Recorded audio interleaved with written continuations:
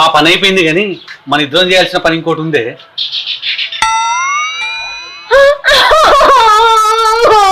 ఓ ఆ పని కాదు, పని అంటే మరేంటి? పిడకలు పిడకలు చేయాలి. పిడకలా?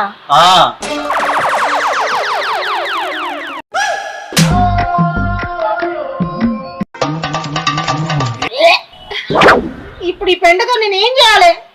అలాగే ఈ పెండతోనే వెనకటోళ్ళు పిడకలు చేసి అన్నం కూర వండుకునేటోళ్ళు ఇప్పుడు దీన్ని ఎరువుగా వాడతారు.